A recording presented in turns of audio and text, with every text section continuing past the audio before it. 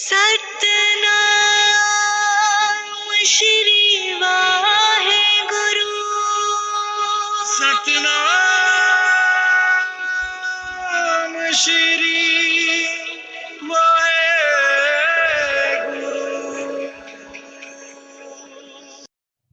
Guru Nanak Dev Ki Jayanti, celebrating the birth of first Sikh Guru, Guru Nanak. This is one of the most sacred festival in Sikhism or Sikh.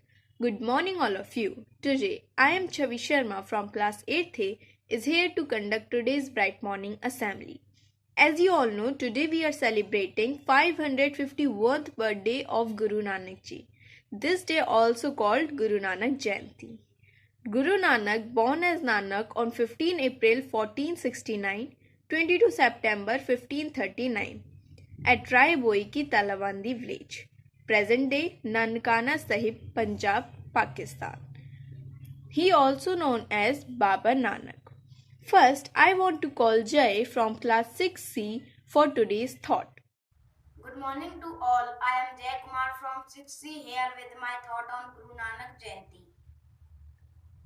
He who has no faith in himself can never have faith in God.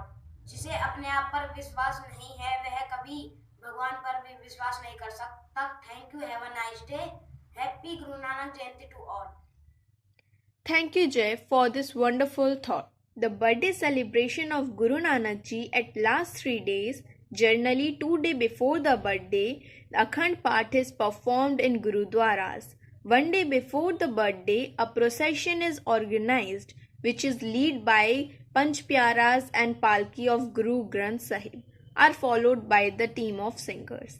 So, for the second performance, I request Aman Pandey from class 8th B for Mool Mantra.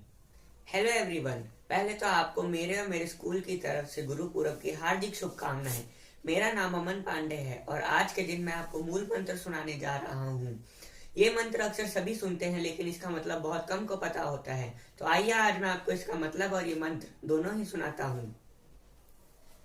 एक ओंकार सतनाम करता पुरख निरपौ निर्वैर अकाल मूरत अजूनी सैभम गुर प्रसाद जप आद सच जुगाद सच है भी सच नानक होसी भी सच. It means God is only one. His name is truth. He is without fear. He is without hate. He is beyond time. He is beyond birth and death. He was true from the beginning of time. He is still true. You should meditate on his name, and Nanak says that he will be true forever. Thank you, Aman, for this wonderful Mool Mantra. Guru Nanak is said to have travelled while across Asia teaching people in message of Ek Onkar, one God. Next, I request Garima to explaining deeply about their teachings. Good morning to one and all present here, respected Principal Sir, Headmistress Ma'am, all the teachers and my dear friend. Today, I, Garima Sharma of class 6th B is here to tell the preachings of Guru Nanak Dev Ji on this occasion of Guru Nanak Jayanti. Number 1. Submission to the will of God. Vaheguru. Number 2. There is one God. Guru Nanak Dev Ji said, I am neither Hindu nor Muslim. I am a follower of God. Number 3.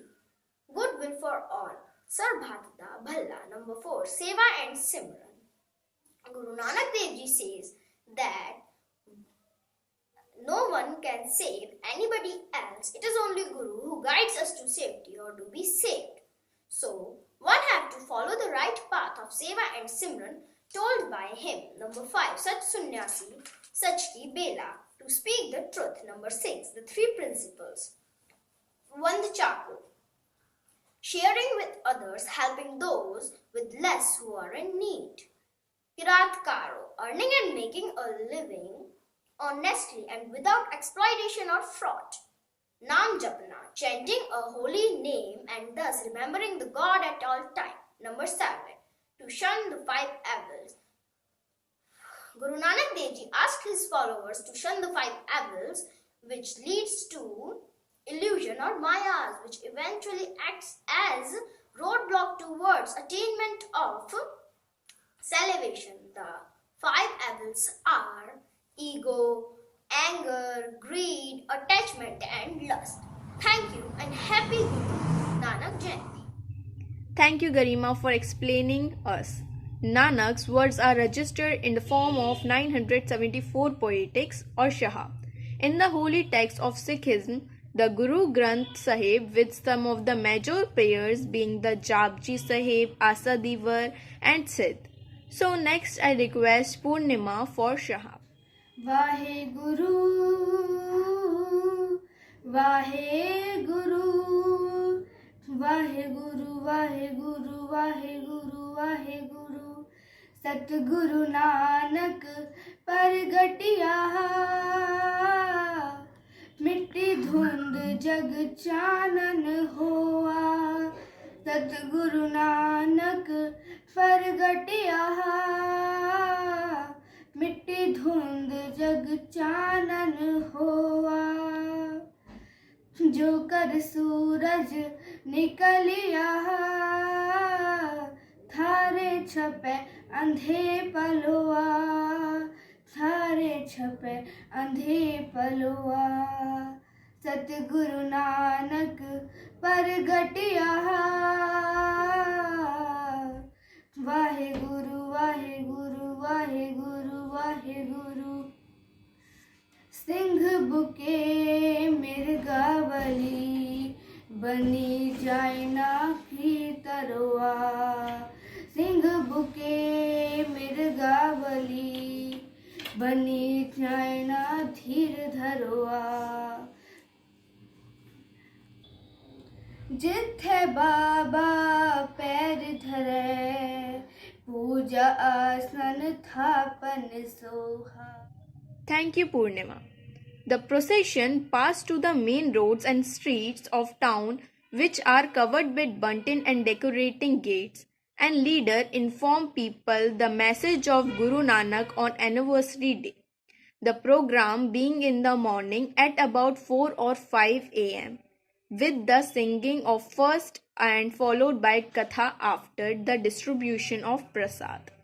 A special nagar is served on day of Guru Pura. So next, I request Sanjana for the story. Shri अकाल, मैं संजना पांडे हूँ। मेरे और मेरे school की तरफ से आप सभी को गुरपुरब की हार्दिक शुभकामनाएं।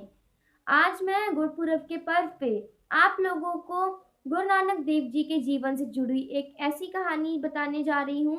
शायद आप लोगों ने ये सुनी हो और या फिर ना ही सुनी हो, तो आज सुन के आपकी ज़िंदगी में थोड़ी बदलाव आ जाए। और हाँ, मेरे बताने से पहले कोशिश करिएगा कि इस कहानी का शिक्षक आप बता सकें कि इस कहानी से हमें क्या सीख मिलती है।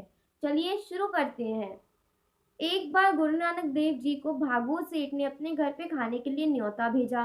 गुरु नानक जी ने उसे यह सोचते हुए अस्वीकार कर दिया कि यह गरीबों पे बहुत जुल्म ढोता है, और वहीं उसी समय एक मजदूर ने उन्हें न्योता भेजा और उन्होंने वो स्वीकार कर लिया। भागवत सेठ को यह अपना अपमान लगा, तो भागवत सेठ ने तुरंत वाहेगुरु जी से गुस्से में भर के पूछा, आपने मेरे घर का खाना अस्वीकार कर इस गरीब नीच जाति के इंसान का खाना स्वीकार कर लिया, क्यों? तो वाहेगुरु जी ने भी बोला, तुम्हारी कमाई पाप की कमाई है, इसलिए मैंने तुम्हारे घर नहीं खाया, जबकि इस मजदूर की कमाई सच्ची में जो है मेहनत की कमाई है, इसलिए मैं इसके घर खा रहा हूँ। भागवत सेठ गुस्से में भरकर बोले, तुम्हें मेरी बनाई हुई रोटी में खून की धार दिखती है और इस गरीब के हाथों की बनाई रोटी में दूध की धार, तुम इसे साबित करके दिखाओ। वाहेगुरु जी ने भी कह दिया, हाँ ठीक है, मैं ये साबित कर दूंगा। अब भागवत सेठ गुस्से में कि ये कैसे साबित करेंगे, ये सोच सोच के एक रात गुजार ली। अगले दिन सवेरे होते ही उन लोगों ने अपने अपने घर से खाना मंगवाया। उस गरीब मजदूर ने अपने घर से वो बासी रोटी मंगवाई और भागवत सेठ ने अपने घर से वो 56 प्रकार के भोजन मंगवाए। तो फिर वाहेगुरु जी ने अपनी एक हथेली पे गरीब हाथ की जो है रोटी रखी थी बासी, और दूसरे हथेली पे उस भागवत सेठ के घर के पकवान थोड़े थोड़े करके।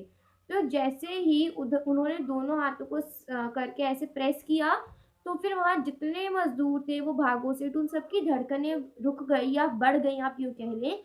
उन्होंने देखा कि सच में भागवत सेठ के खाने में से खून की धार निकल रही है और गरीब मजदूर।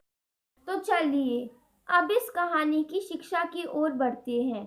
जी हाँ, इस कहानी की यह शिक्षा है कि वो जो गरीब मजदूर था, उसने अपनी मेहनत की कमाई का खाया और बाबा जी को खिलाया, जबकि जो भागो सेठ था, उसने मजदूरों पे, गरीबों पे जुल्म ढाकर उनका मेहनत की कमाई से इस काबिल बना और बाबा जी को उसी कमाई, पाप की कमाई से खाना खिलाया।